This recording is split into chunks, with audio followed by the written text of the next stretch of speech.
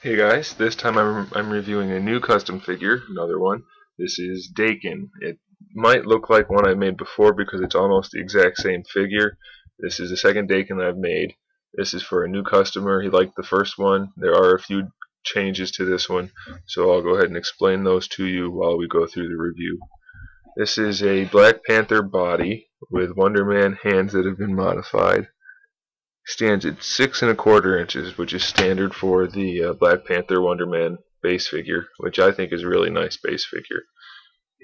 Like I said, he has the Wonder Man hands that have been modified. Put the claws in there. The claws are made out of styrene sheeting that I chipped away at to give the bone effect. Hopefully it's showing up. I don't know how bright the camera is.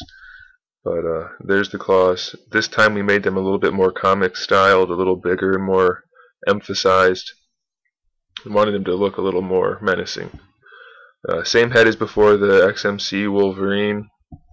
Slightly modified in the face. The nose has been trimmed a little bit. The cheeks and the chin have been trimmed just a little bit. And then, of course, the ears have been changed a lot. I made those look like the Daken mask rather than the regular Wolverine mask.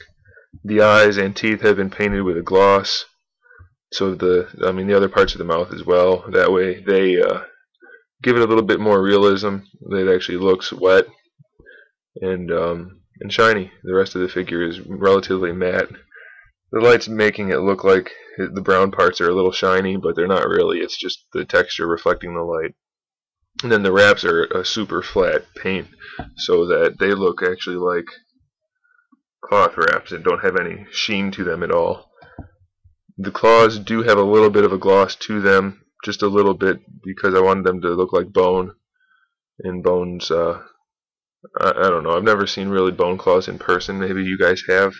That would be interesting if that's the case. But I think it looks cool like that. It gives it a little contrast. So those are mostly gloss white with a little bit of shading on them. Then the whole body was just painted black with a couple layers of brown dry brushing to give the texture. And the feet were sculpted with his little sandal slide ninja slipper things. Don't really care for those, but that's what the new costume has, so that's what he has too. Those have been resculpted and all the wraps were put on.